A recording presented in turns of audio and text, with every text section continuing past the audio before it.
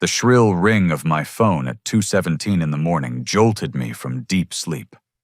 My mother's voice cracked through the speaker, hysterical and desperate. "Gary, thank God you answered. Your brother Jake is in critical condition at St. Mary's Hospital.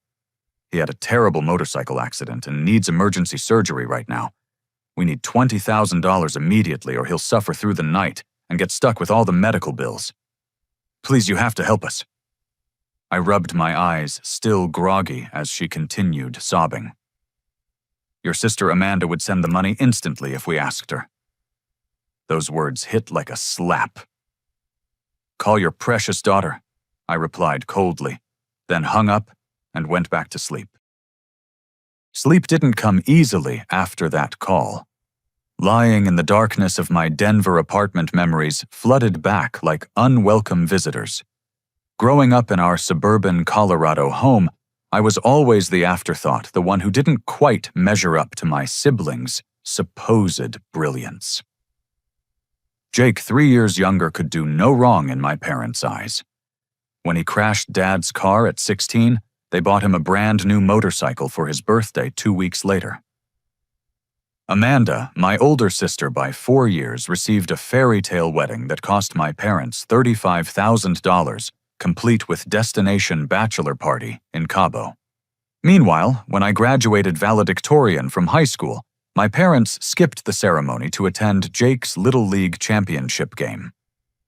When I needed help with college loans, Dad said character was built through struggle and hard work. I worked 3 jobs to pay for my computer science degree while watching my parents hand Jake cash whenever he asked. The favoritism wasn't subtle. It was blatant and cruel. My ex-wife, Sarah, used to witness these family dynamics during our 5-year marriage. She watched my mother criticize everything from my career choices to my haircut, while praising Jake's latest get-rich-quick scheme. During our wedding planning, my parents contributed $500 while constantly mentioning how much more they'd spent on Amanda's celebration. Sarah finally exploded during one family dinner when my father interrupted my promotion announcement to brag about Jake's new bartending job. The tension from my family's treatment contributed significantly to our divorce 2 years ago. Now I have Lisa, my girlfriend of 18 months, who supports my decision to maintain boundaries with my family. She's witnessed enough phone calls and guilt trips to understand why I've distanced myself. Lisa works as a veterinarian and has her own healthy family relationships, which makes the contrast with mine even starker. She's encouraged me to stand firm against their manipulation, though she doesn't fully grasp the depths of emotional abuse I endured growing up. The irony of my mother's words stung deeply. Amanda, the precious daughter who borrowed $15,000 from me for her house down payment 5 years ago and never repaid a cent. The same Amanda who convinced me to co-sign her car loan, then defaulted, leaving me responsible for payments on a vehicle I'd never driven. Yet somehow I was always painted as the selfish one for setting boundaries around money and respect. As I stared at my ceiling, something nagged at me about the call. My mother's story felt rehearsed, like she'd practiced the words. Jake owned a motorcycle, sure, but he'd been posting on social media just yesterday about his weekend plans. I grabbed my phone and checked Instagram. There was Jake at a casino wearing a designer jacket I'd never seen, flashing expensive jewelry and grinning next to slot machines. The timestamp showed 11:47 p.m., just over 2 hours before my mother's frantic call about his supposed accident. My stomach dropped as pieces clicked together. Jake looked perfectly fine in those photos, healthy and clearly enjoying himself with money he shouldn't have had. The expensive clothes, the jewelry, the confident smile of someone who'd just won big. None of this matched my mother's desperate story about emergency surgery and mounting medical bills. Something was very wrong with this picture, and my instinct screamed that I'd just dodged a carefully orchestrated manipulation. My phone buzzed at 7:30 the next morning. Amanda's name flashed on the screen, and I braced myself for the verbal assault that was surely coming. I answered on the 4th ring. "You heartless bastard," she screamed before I could say hello. "How could you abandon Jake when he needed you most? I had to send the $20,000 myself because you were too selfish to help your own brother. I sat up in bed, instantly alert. Wait, you already sent the money? Of course I did. Unlike some people, I actually care about family. But I need you to reimburse me half. $10,000, Gary. I shouldn't have to carry this entire burden alone. Her words confirmed my suspicions from the night before. Amanda, what hospital is Jake at exactly? St. Mary's, obviously. Mom told you that. Which St. Mary's? There are 3 in Denver. A pause. The main one, downtown. Why are you asking stupid questions instead of figuring out how to pay me back? Have you actually seen Jake talked to him directly? Another pause, longer this time. I trust Mom and Dad completely. They wouldn't lie about something this serious. You're just looking for excuses to avoid helping. The defensiveness in her voice raised red flags. Amanda always attacked when cornered, deflecting with accusations, rather than addressing direct questions. It was a pattern I'd recognized since childhood. Amanda, I'm going to ask you something and I want a straight answer. When exactly did this accident happen? Last night around midnight. Gary, why are you interrogating me? Jake is suffering and all you care about is playing detective. But her timeline didn't match the casino photos. I'd screenshot Jake's posts, and the latest one was time-stamped well after midnight. Either Amanda was lying or someone was feeding her false information. After hanging up on her continued demands for reimbursement, I called St. Mary's Hospital downtown. The receptionist was helpful but firm. No patient named Jake Reynolds had been admitted in the past 48 hours. I called the other 2 St. Mary's locations with identical results. My brother wasn't in any hospital. Next, I contacted Marcus, Jake's roommate, from their shared apartment in Capitol Hill. Marcus picked up on the second ring, sounding groggy. Gary, what's up, man? Kind of early for a social call. Marcus, I need to ask you about Jake. Is he okay? Was he in an accident last night? Kotoy? Marcus laughed. Accident dude Jake left 3 days ago for Vegas with his new girlfriend, Crystal. He was bragging about some big score he had planned, talking about hitting it rich and paying off all his debts. Said he'd be back by Tuesday with enough money to move out and get his own place. My blood ran cold. Vegas. He's been gone for 3 days. Yeah, man. Left Wednesday morning in Crystal's car, all excited about whatever scheme he had cooking. Why, what's going on? After explaining the situation to Marcus, who was appropriately shocked, I hung up feeling sick to my stomach. My family had coordinated an elaborate lie to steal money from me and Amanda. But why would Amanda participate in scamming herself unless... My phone buzzed with a text from Brad, Amanda's husband. Gary, call me when you get this. Can't talk at home, but there's stuff about Amanda you need to know. Meet me at the Starbucks on 15th Street at noon if possible. Brad had always been the reasonable one in Amanda's life, often apologizing privately for her behavior during family gatherings. He worked as an accountant and had a reputation for honesty and integrity. If he was reaching out secretly, the situation was more serious than I'd imagined. At noon, I found Brad sitting in a corner booth looking haggard and nervous. Dark circles under his eyes suggested he hadn't slept much lately. Thanks for meeting me, he said quietly. I couldn't say this over the phone or at home. Amanda's been stealing from her work. About 2 months ago, she started taking money from client accounts at the real estate office. Small amounts at first, but it escalated quickly. My heart sank. Amanda worked as a bookkeeper for a successful real estate company, handling thousands of dollars in client deposits and commissions daily. How much are we talking about, Brad? As of last week, around $47,000. There's an audit scheduled for next Friday, and she's panicking. She's been gambling online trying to win back what she stole, but it's only made things worse. She owes money to her bookie, maxed out credit cards, and took a second mortgage on our house without telling me. The pieces suddenly fit together. Amanda hadn't sent $20,000 to help Jake. She'd needed my contribution to help cover her own embezzlement before the audit exposed her crimes.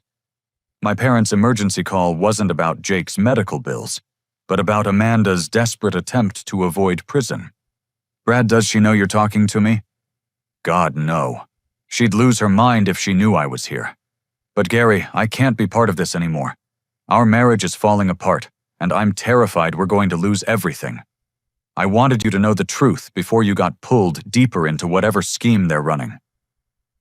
As I drove home from that meeting, my phone rang repeatedly with calls from Amanda demanding her reimbursement. I didn't answer.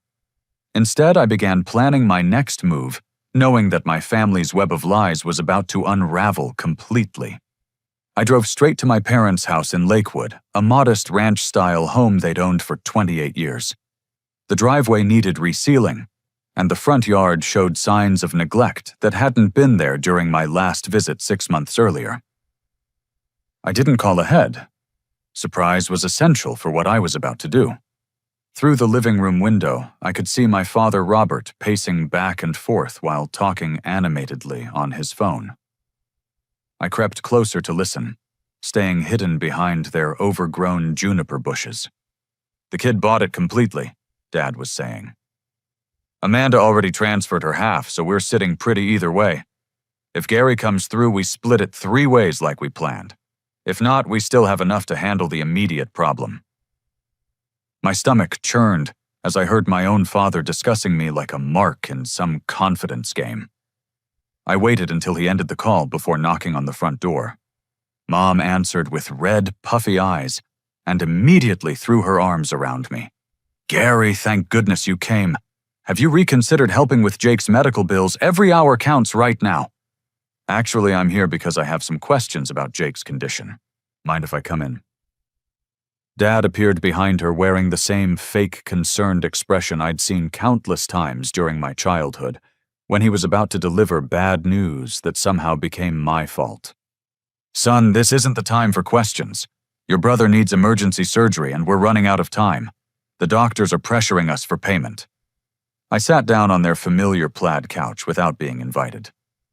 "Which doctors, Dad? What are their names?"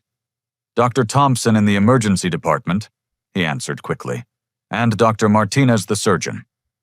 At St. Mary's Hospital downtown." "That's right." Interesting because I called St. Mary's this morning. No patient named Jake Reynolds has been admitted there.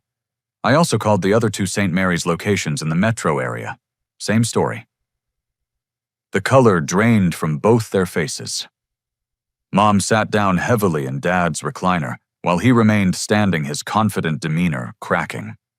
"Maybe there was a mix-up with the computer system," Mom said weakly. "Hospitals make mistakes all the time." "Mom, I also talked to Marcus, Jake's roommate. Jake left for Las Vegas 3 days ago with his girlfriend. He's not in any hospital." Dad's jaw clenched, a telltale sign that his temper was rising. Marcus is confused. Jake told him he was going somewhere else to throw people off the trail. He's been getting death threats from some dangerous people he owes money to. Each new lie built on the previous one, but their story kept changing. First it was a motorcycle accident. Now it was death threats and witness protection. I pulled out my phone and showed them Jake's casino photos from the night before. "Explain this then." "Jake posted these pictures from a Las Vegas casino at 11:47 last night, over 2 hours before you called me about his emergency surgery." Mom burst into tears while Dad's face turned red with anger. "You don't understand the situation, Gary. Yes, Jake is in Vegas, but he's in serious trouble with some very dangerous people. They'll kill him if he doesn't pay what he owes." "How much does he owe, Dad?" $30,000, maybe more by now with interest and penalties. "So you decided to scam me and Amanda for $20,000 to help cover Jake's gambling debts?" "It's not a scam," Dad exploded. "It's family helping family. You have a good job, no kids, minimal expenses. Amanda has savings from her real estate work. Jake is our son, and he's in real danger." The front door opened, and Mrs. Henderson from next door peered in. "Robert, Linda, I'm sorry to interrupt, but I couldn't help overhearing raised voices. Is everything all right?" Mrs. Henderson was 73 years old, sharp as a tack, and had lived next to my parents for 15 years. She'd watched me grow up, and had always been kind to me, often commenting on how much I'd accomplished, despite my family's lack of support. "Everything's fine, Margaret," Mom said quickly. "Just family business." Mrs. Henderson looked directly at me. "Gary, dear, I hope you're not falling for another one of their stories.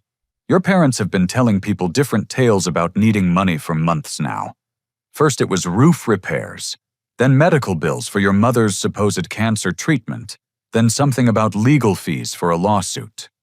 My parents looked mortified as Mrs. Henderson continued. They borrowed $5,000 from the Johnsons across the street for emergency home repairs that never happened. The Malloys loaned them $3,000 for your mother's surgery that she clearly never had. Poor Mrs. Chen gave them $1,500 after they claimed their car had been totaled. The scope of their deception was staggering. My parents had been systematically defrauding their neighbors and friends, spinning different sob stories to extract money from anyone willing to listen. Mrs. Henderson? I said carefully, "How long has this been going on?" "At least 6 months, probably longer. I started keeping track after they approached me with their first story about needing help with property taxes. When the same bills kept arriving in their mailbox weeks later, I realized they'd lied." After Mrs. Henderson left, I confronted my parents directly. "How many people have you stolen from?" "We haven't stolen anything," Dad insisted. "We've asked family and friends for temporary help during difficult times." "Totonafarum." "Temporary, have you paid anyone back?" Silence filled the room. Mom stared at her hands while Dad's face cycled through anger, shame, and defiance. "Dad, I need to check something. Where do you keep your financial documents?" "That's none of your business, Gary." But I was already heading toward their bedroom where they'd always kept important papers in Dad's old filing cabinet. What I found there made my blood run cold. Credit card applications with my name and social security number, some dating back 5 years. They'd opened accounts in my name, made minimum payments to keep them active, and used the available credit to fund their lifestyle and scams. My credit had been destroyed without my knowledge. The betrayal was so complete, so calculated, that I felt physically sick. These weren't desperate parents making poor decisions. They were career criminals who happened to share my DNA. When I returned to the living room with the evidence, both parents broke down. Mom sobbed uncontrollably while Dad finally admitted the truth. They'd been running these scams for years, using the money to maintain their standard of living after Dad lost his sales job 3 years earlier. Jake's gambling debts were real, but the hospital emergency was completely fabricated to manipulate Amanda and me into providing quick cash. The phone call I'd overheard hadn't been about splitting money 3 ways among family members. It was Dad coordinating with Jake about how to divide the proceeds from their latest con game with Amanda and me as the unwitting victims. As I left their house that afternoon, I realized my family wasn't just dysfunctional. They were actively criminal. The 2:17 a.m. phone call had been the final straw in a pattern of abuse that stretched back decades. For the first time in my life, I felt completely free from any obligation to protect people who saw me only as a source of money to steal. Finding Jake in Las Vegas required some detective work, but Crystal's social media accounts provided enough clues to track them down. She'd been posting photos from various casinos, and her most recent check-in was at the Flamingo Hotel. I called their front desk and confirmed that Jake Reynolds was registered as a guest. When Jake answered his room phone, his voice sounded strained and exhausted, a far cry from the confident tone in his social media posts. "Gary, how did you find me here?" "We need to talk, Jake. Are you really in trouble with loan sharks, or is that another lie?" A long pause. "It's complicated, man. I mean, yeah, I'm in deep with some bad people, but it's not what Mom and Dad told you." "I'm flying down there tomorrow. We're going to have an honest conversation for once in our lives." The 90-minute flight to Las Vegas gave me time to process everything I'd learned in the past 24 hours. My family's dysfunction had evolved into organized crime, with each member playing a specific role in various scams and cons. I was the outsider who'd become their primary target, the successful sibling, whose guilt and loyalty could be weaponized for financial gain. I found Jake in the Flamingo's casino bar, looking haggard and nervous. Crystal sat beside him, a petite woman with bright red hair, and worried eyes. She worked as a former casino dealer who'd quit her job to help Jake, though I suspected her motives weren't entirely altruistic. "Gary, thanks for coming," Jake said without his usual cocky demeanor. "I know this looks bad, but I need you to understand what really happened." "Start from the beginning and don't leave anything out." Jake's story unfolded like a nightmare. He'd been gambling heavily for 2 years, starting with small poker games and escalating to high-stakes casino visits. Our parents knew about his addiction, but instead of encouraging treatment, they'd begun using his debts as opportunities for their own scams. "They've been covering my losses by stealing from relatives and friends," Jake admitted. "Every time I'd rack up serious debt, they'd come up with some emergency story to raise money from family. The motorcycle accident thing was their idea, not mine." "How much do you actually owe Jake?" $37,000 to Vincent Caruso plus interest that's compounding daily. He's not exactly the patient type. Crystal spoke up for the first time. "Vincent's guys have been calling every hour. They know about the family scam and want the full amount whether you pay or not, Gary. You're now considered part of the debt because your family used your name in their negotiations." My heart sank. By refusing to pay, I hadn't protected myself. I'd inadvertently made myself a target for people who settled disputes with violence. "Jake, did you agree to this plan to scam me and Amanda?" He couldn't meet my eyes. "Mom and Dad promised me $10,000 if they could get 20 from you and Amanda. I was desperate, Gary. These aren't people you can just ignore and hope they go away." "What about Amanda's money? She supposedly already sent $20,000. Jake and Crystal exchanged glances. "Amanda never sent anything," Crystal said.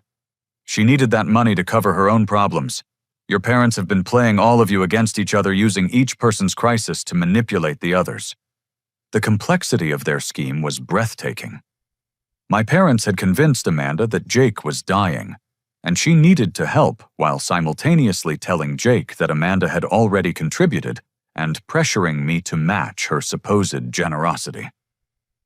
In reality, no money had changed hands except for what they'd stolen through credit card fraud and neighborhood scams. "Jake, how long have Mom and Dad been running these cons?" "Honestly, years. Dad lost his sales job when his company downsized, but they never told anyone.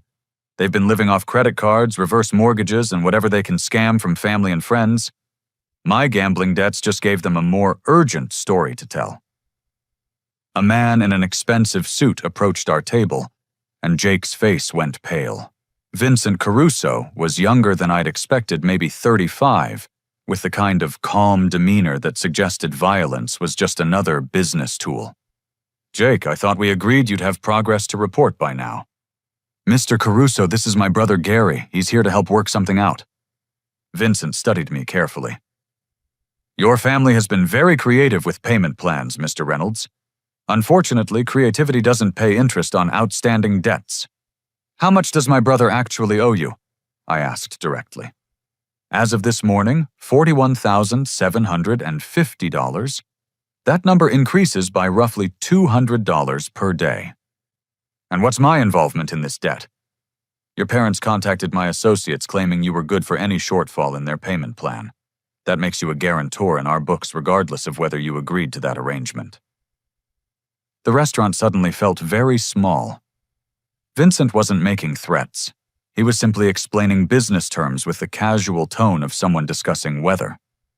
Crystal grabbed my hand under the table, and I could feel her trembling. "Mr. Caruso, I had no knowledge of my family's agreement, and no intention of guaranteeing anyone's gambling debts. I appreciate your position, Mr. Reynolds, but intentions don't alter contractual obligations. Your family owes money, and they've represented you as a willing participant in repayment. We'll need to see significant progress within the next 48 hours. After Vincent left, Jake broke down completely. "Gary, I'm sorry. I never wanted you to get pulled into this mess, but I was scared and desperate. These people don't negotiate or grant extensions. They collect what they're owed, period." Looking at my younger brother, I saw not the spoiled golden child from our childhood, but a broken man whose addiction had spiraled beyond his control. Our parents had enabled his self-destruction, while profiting from his chaos, turning family dysfunction into a criminal enterprise. But I also realized that helping Jake pay his debts would only enable the cycle to continue. Someone had to break the pattern of manipulation and consequences, even if that meant allowing my brother to face the full weight of his choices. The loan sharks now viewing me as part of the debt was a serious problem, but running away or paying them off would only validate their tactics and encourage future extortion. This situation required a different approach entirely, one that involved law enforcement and legal consequences for everyone involved. Back in Denver, I drove straight to the downtown police station with a box of evidence I'd collected: the fraudulent credit card applications, screenshots of Jake's social media posts, contradicting the hospital story records of my parents' neighborhood scams, and documentation of Amanda's workplace theft that Brad had provided. Detective Sandra Williams specialized in financial crimes and family fraud cases. She was in her early 40s with graying hair and the kind of patient demeanor that encouraged honesty from victims and witnesses. Her office walls displayed certificates from various fraud investigation courses and commendations from successful cases. Mr. Reynolds, I appreciate you coming forward with this information. Financial crimes involving family members are often the most complex because victims frequently refuse to cooperate with prosecution. I spent 2 hours detailing everything I'd discovered about my family's criminal activities. Detective Williams took notes and asked clarifying questions that revealed she understood the psychological dynamics of family manipulation. Your situation isn't unusual, she said. We see organized family fraud more often than people realize. What makes your case interesting is the interstate component with your brother's gambling debts in Nevada. Detective Williams, am I legally responsible for Jake's debts to these loan sharks? Absolutely not. Verbal agreements made by third parties without your knowledge or consent have no legal standing. However, the threat to your safety is real and actionable. We'll need to coordinate with Las Vegas Metro Police to address the criminal extortion. She pulled out a thick file folder and placed it on her desk. Mr. Reynolds, I need to share something with you. We've been investigating your parents for 3 months. My stomach dropped. 3 months! Mrs. Chen, your parents' neighbor, filed a fraud report in September after discovering your parents had lied about needing money for medical expenses. When we started investigating, we found a pattern of similar complaints going back over a year. Detective Williams opened the file, revealing police reports from multiple victims: the Johnsons, the Malloys, 3 elderly members of my parents' church, 2 of Dad's former co-workers, and even my high school guidance counselor, who'd been told my parents needed help with funeral expenses for a relative who was actually alive and well. The total confirmed theft amounts to $63,000 from 14 different victims. We've been building a case, but we needed more evidence to establish intent and pattern. Your refusal to pay the $20,000 actually helped break the case open. How did my refusal help? It forced them to accelerate their timeline and make mistakes. When their planned score fell through, they started approaching victims more aggressively and with less credible stories. Mrs. Johnson called us when your parents asked her for money to help with your supposed cancer treatment. I felt sick. They told people I had cancer. Among other things, the more desperate they became, the more elaborate their lies grew. Yesterday's phone call to you was likely their final attempt at a major score before disappearing with whatever money they'd accumulated. Detective Williams explained that my parents had been planning to flee the country. They'd applied for expedited passports and booked flights to Costa Rica for the following week. The $20,000 from me and Amanda would have provided enough cash for them to disappear before criminal charges could be filed. What about Amanda's workplace theft? We're coordinating with her employer and the district attorney's office. The real estate company has been cooperating fully since discovering the embezzlement. Amanda's theft totals $47,300 over 6 months. And Jake's situation in Las Vegas. We've contacted Metro Police and the FBI's Organized Crime Task Force. The loan shark operation your brother's involved with is under federal investigation for interstate racketeering. Your brother's debts may actually help prosecutors build their case against the criminal organization. The scope of law enforcement involvement was staggering. What had started as a simple family dispute had revealed multiple ongoing criminal investigations spanning several states and federal agencies. Detective Williams, what happens now? We'll arrest your parents tomorrow morning on fraud charges. Amanda will be arrested at her workplace for embezzlement. Your brother will need to cooperate with federal investigators in Las Vegas, but his willingness to testify could result in significantly reduced charges.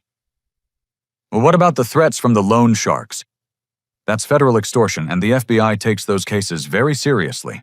Your family's documentation of Vincent Caruso's threats will help prosecutors, but you'll need protective measures until the organized crime sweep is completed. She handed me business cards for a victim's advocate, a credit restoration specialist, and a federal prosecutor who would be handling the interstate aspects of the case. Mr. Reynolds, I know this is overwhelming, but your decision to seek help instead of paying has likely prevented your parents from victimizing dozens more people. These schemes typically escalate until someone intervenes. That evening, I called Lisa from my apartment and explained everything. She listened without interrupting, occasionally gasping at particularly shocking revelations. Gary, I'm so proud of you for going to the police. I know this can't be easy. It's not, but I keep thinking about Mrs. Chen and the other elderly neighbors my parents stole from. These people trusted them and got robbed for their kindness. What happens next? Detective Williams wants me to be present tomorrow when they arrest my parents. She thinks my presence might encourage them to cooperate rather than continue lying. Do you want me to come with you for support? Actually, yes. I think I'm going to need all the emotional support I can get. As I prepared for bed that night, I received a text from an unknown number.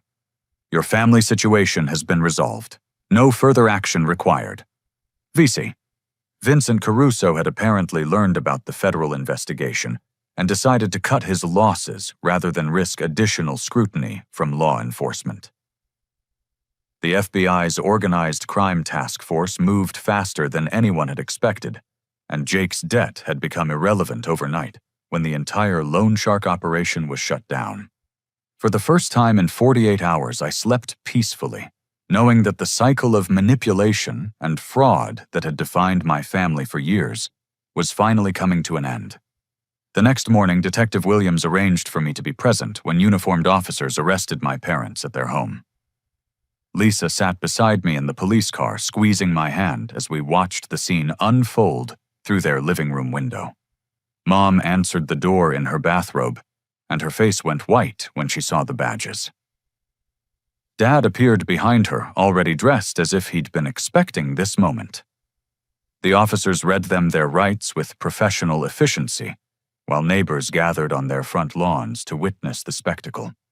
Inside the police station, Detective Williams led my parents to separate interrogation rooms.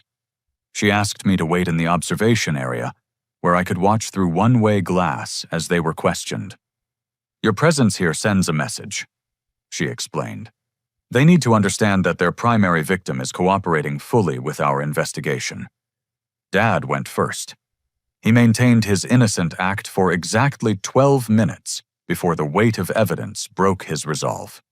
When Detective Williams presented bank records showing the money trail from various scams, he finally admitted to borrowing money from neighbors and friends during financial difficulties. Mr. Reynolds' borrowing implies intention to repay. Can you document any instance where you returned money to these victims? We were planning to pay everyone back once our situation improved. Your situation was improving through additional fraud, not legitimate income. You've been unemployed for 3 years but told victims you needed short-term help with temporary setbacks. I've been looking for work. The job market is terrible for people my age. Detective Williams placed photos of passport applications on the table. These expedited passport requests and plane tickets to Costa Rica suggest you were planning to flee the country, not repay debts. Dad's shoulders sagged as he realized the futility of continued lies. I never meant for things to go this far. It started small, just asking for help with bills, but people kept offering money and we kept accepting. What about the credit cards opened in your son Gary's name? That was different. Gary has a good job and excellent credit. We knew he could handle those payments better than we could. Did Gary give you permission to use his name and social security number? Not explicitly, but we're family. We figured he'd understand if we explained the situation.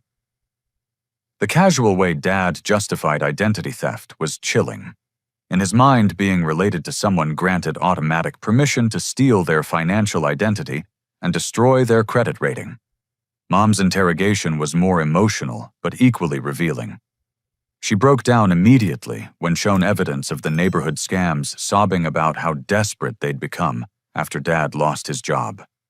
Mrs. Reynolds, your husband's unemployment doesn't justify lying to elderly neighbors about fake medical emergencies. We didn't think of it as lying. We really did need help, and people seemed happy to contribute when they thought it was for a good cause. Stealing someone's money by claiming you have cancer when you're perfectly healthy is fraud, not creative fundraising. We never said I had cancer specifically. We just mentioned medical expenses and let people draw their own conclusions. Detective Williams presented recordings of phone calls where Mom explicitly claimed to have breast cancer and needed money for chemotherapy treatments. The recordings came from Mrs. Johnson, who'd become suspicious and started documenting their requests. Mrs. Reynolds, this is your voice telling Mrs. Johnson that you're starting chemotherapy next week and need help with medication costs. Mom's face crumpled as she listened to her own lies played back in the sterile police interview room. I was scared. We were about to lose the house and Gary wouldn't help us. Amanda has her own problems and Jake owes money to dangerous people. So you decided to solve your family's financial problems by stealing from elderly neighbors and destroying your son Gary's credit. We thought if we could just get enough money together, we could fix everything and pay everyone back with interest. It wasn't supposed to be permanent. After both interrogations, Detective Williams brought my parents together in a conference room, where I waited with Lisa and Attorney Martinez, the lawyer I'd hired to represent my interests in the criminal proceedings. When my parents saw me, Mom immediately burst into tears and reached for me. Gary, thank God you're here. Please tell them this is all a misunderstanding. We're family and families help each other through difficult times. I stayed seated, making no move to comfort her. Mom, you stole my identity and destroyed my credit rating. You lied to neighbors about having cancer. You coordinated with Jake to scam money from me and Amanda by claiming he was dying in a hospital. That's not family helping family, that's organized criminal fraud. Dad tried his usual intimidation tactics. Gary, if you cooperate with these charges against your own parents, don't expect to be welcome in this family anymore. I haven't been welcome in this family for 28 years, Dad. The only difference now is that I'm finally admitting it. Detective Williams placed a comprehensive plea agreement on the table. Mr. and Mrs. Reynolds, the district attorney, is prepared to offer reduced sentences in exchange for full cooperation with our investigation and complete restitution to all victims. What does that mean exactly? Dad asked. Guilty pleas to multiple fraud charges, 5 years probation instead of prison time, and a payment plan to repay the $63,000 stolen from neighbors plus $24,000 in damages to your son's credit rating. Attorney Martinez leaned forward. My client Gary Reynolds will also be filing civil suits for identity theft, credit damage, and emotional distress. Those proceedings are separate from criminal charges. Mom looked desperately between me and the detective. Gary, you can't let them put us in prison. We're your parents. You stopped being my parents the moment you decided to treat me like a victim instead of a son. Dad tried one final manipulation. Gary, think about what this will do to the family reputation. Amanda's kids will suffer if their grandparents have criminal records. Amanda's kids will suffer more if their mother goes to prison for embezzlement and their uncle gets killed by loan sharks. Someone has to break this cycle of crime and manipulation. The plea negotiations continued for 3 hours. Both parents eventually agreed to cooperate fully with the investigation, including providing complete financial records and victim lists.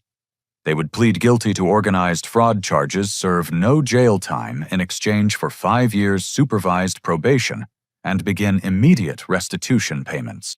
One more thing. Detective Williams said.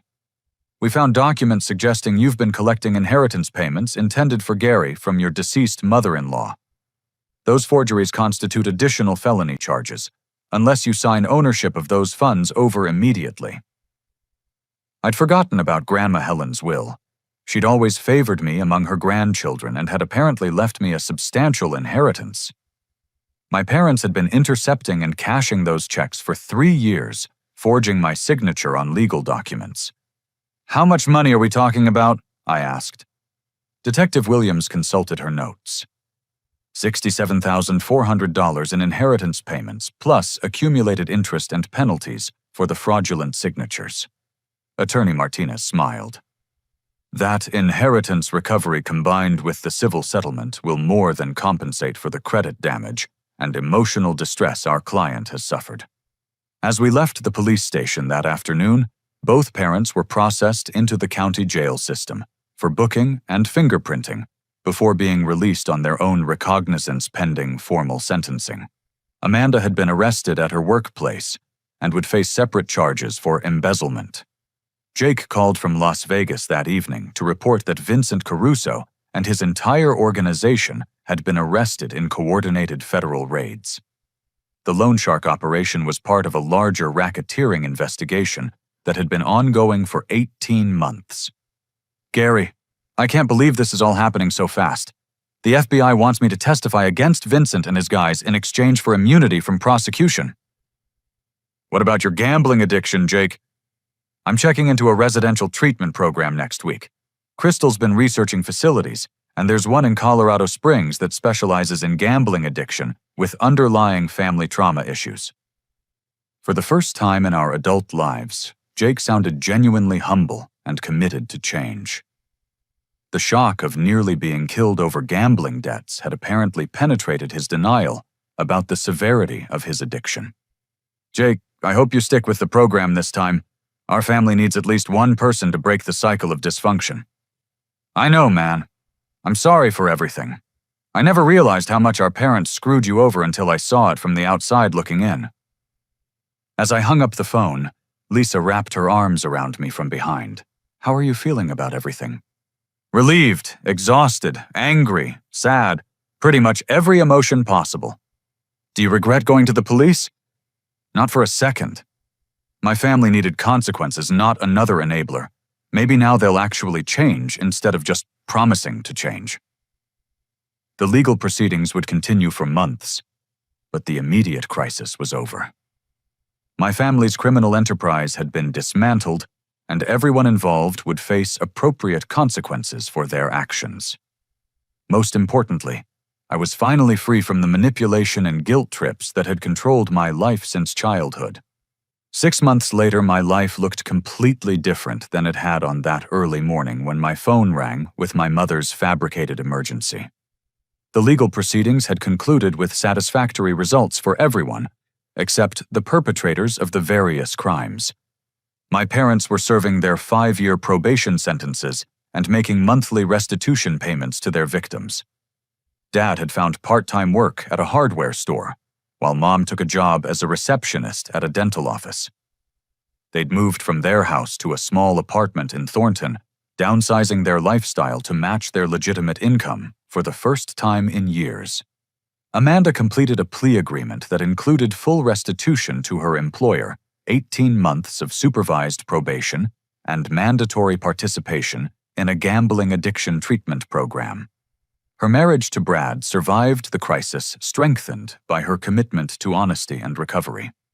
She'd written me a heartfelt letter of apology, acknowledging years of participation in family manipulation and expressing genuine remorse for her actions. Jake successfully completed his 90-day residential treatment program at the Colorado Springs facility and had been clean from gambling for 4 months. He found work as a server at a restaurant in Boulder and was slowly rebuilding his life without the constant drama and schemes that had defined his previous existence. Most importantly, he'd cut off contact with enablers and gambling associates, focusing instead on developing healthy relationships and coping strategies. My credit score had been fully restored thanks to the identity theft protections, and the recovered inheritance money from Grandma Helen. The financial compensation from civil settlements against my family exceeded $112,000, which I'd invested in a diversified portfolio recommended by a financial advisor who specialized in fraud recovery cases. Lisa and I had grown closer through the crisis, and her unwavering support during the darkest moments had convinced me that she was someone I wanted to build a future with. We'd moved in together, and I'd started shopping for engagement rings, planning a proposal for Christmas morning. The most unexpected development was my involvement with a support group for family fraud victims.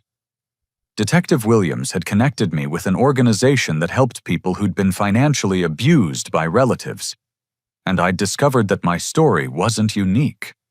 Hundreds of families across Colorado dealt with similar patterns of manipulation, theft, and emotional blackmail disguised as love and loyalty. I began speaking at their monthly meetings, sharing my experience, and encouraging other victims to set boundaries and seek help. Many people struggled with the guilt of potentially sending family members to prison, and I could relate to those feelings while explaining why accountability was essential for everyone's healing. The hardest lesson I learned, I told a room full of fraud victims last month, is that enabling destructive behavior isn't love. It's cowardice disguised as loyalty. Real love requires courage to do the right thing, even when it's painful. One woman raised her hand. How do you deal with other family members who think you're cruel for pressing charges against your parents? I remind them that my parents' victims were also someone's family members. Mrs. Chen is 81 years old and lost her medication money to my parents' cancer scam. The Johnsons are retired teachers who gave my parents $3,000 they couldn't afford to lose. My job isn't to protect criminals from consequences. It's to protect innocent people from becoming victims. The psychological healing was slower than the financial recovery, but I was making progress with a therapist who specialized in family trauma.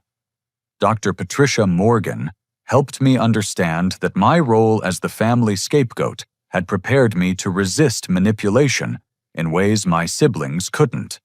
Your parents chose you as their primary target because you were emotionally independent, she explained during one of our sessions. They knew Jake and Amanda would participate in schemes rather than risk losing their approval, but you were always harder to control. I used to think being the outsider in my family was a weakness. It was actually your greatest strength. The emotional distance you maintained protected you from being fully indoctrinated into their criminal thinking patterns. Lisa had started attending some of my therapy sessions to better understand the family dynamics that had shaped my personality. She was amazed by the complexity of the manipulation tactics my parents had used throughout my childhood. I never realized how calculated their favoritism was, she said after one particularly revealing session. They deliberately created insecurity and competition between you and your siblings to maintain control. The crazy thing is how normal it seemed while it was happening. I thought all families operated with constant drama and financial emergencies. That's the insidious nature of family abuse, Dr. Morgan observed. Children have no reference point for healthy relationships, so they assume their experience is universal. My relationship with Jake had evolved into something resembling actual brotherhood for the first time in our lives. He called regularly to share updates about his recovery and ask for advice about rebuilding his life. The dynamic between us was completely different without our parents orchestrating competition and resentment. Gary, I need to ask you something, he said during one of our phone conversations. How did you resist Mom and Dad's manipulation for so many years? I fell for every guilt trip and sob story they ever invented. Honestly, Jake, I think I was just too angry to be effectively manipulated. When someone treats you like garbage for 25 years, you stop caring about their approval. I wish I'd figured that out sooner. I wasted so much time trying to be their perfect son while they were setting me up to fail. The important thing is that you figured it out before it killed you. Vincent Caruso's guys weren't playing games. I know. Sometimes I think about what would have happened if you'd paid that $20,000. They probably would have asked for more money 6 months later with some new emergency. He was right. Paying the ransom would have validated their tactics and encouraged escalation. Every successful manipulation taught them that their strategies worked, and victims would eventually cave under sufficient pressure. The police investigation had revealed that my parents planned to disappear permanently after collecting enough money from their final round of scams. They'd researched countries without extradition treaties and consulted with people who specialized in helping criminals establish new identities abroad. My refusal to cooperate hadn't just saved me $20,000. It had prevented them from successfully fleeing justice entirely. Mrs. Chen, my parents' elderly neighbor, who had first reported their fraud, had become an unlikely friend. She often invited me for Sunday dinners and treated me like the grandson she'd never had. Her kindness helped heal some of the emotional wounds left by my parents' rejection and abuse. "Gary, dear, I hope you understand that your parents' behavior reflects their character, not your worth as a person," she said during one of our visits. "Any parent would be proud to have a son with your integrity and courage." Those words meant more to me than any approval I'd ever sought from my biological family. Mrs. Chen's unconditional acceptance showed me what healthy family relationships actually looked like. As I reflected on the past 6 months, I realized that the 2:17 a.m. phone call had been a gift disguised as a crisis. It forced me to choose between continuing decades of enabling or finally standing up for myself and innocent victims. The decision to hang up and go back to sleep wasn't callous. It was the first healthy boundary I'd ever set with my family. Everything that followed from the police investigation to the criminal charges to my recovery and growth stemmed from that single moment of refusing to participate in manipulation. I'd learned that sometimes the most loving thing you can do for family members is allow them to face the consequences of their choices instead of shielding them from reality. The experience taught me that family isn't defined by blood relationships, but by mutual respect, honesty, and genuine care for each other's well-being. My chosen family now included Lisa Mrs. Chen, my therapy support group, and the few relatives like Jake who'd committed to growth and change. The legal system had provided justice for my parents' victims, but personal healing required forgiveness boundaries and the courage to build new relationships based on healthy principles. I'd discovered that breaking cycles of abuse isn't cruel. It's an act of love that protects future generations from repeating the same destructive patterns. Most importantly, I'd learned to trust my instincts and value my own judgment over other people's opinions, especially when those people had demonstrated they didn't have my best interests at heart. The phone call that woke me up at 2:17 a.m. had actually been a wake-up call, in the deepest sense marking the beginning of my real life as an independent adult who refused to be manipulated by anyone, regardless of our relationship. Now, as I write this story, I want to ask you something that's been on my mind since sharing these experiences with others. Have you ever found yourself making excuses for family members whose behavior crosses clear moral boundaries? Sometimes we convince ourselves that loyalty means protecting people from the consequences of their own choices. But I've learned that true love requires the courage to do what's right, even when it's painful. What's your experience with setting boundaries in difficult family relationships? I'd love to hear your thoughts in the comments below. If this story resonated with you or helped you see your own family dynamics from a different perspective, please like this video and consider subscribing for more content about overcoming family dysfunction and building healthier relationships. Sharing this video might also help someone in your life who's struggling with similar manipulation or abuse. Thank you for listening to my story and allowing me to share what I've learned about the difference between enabling and loving.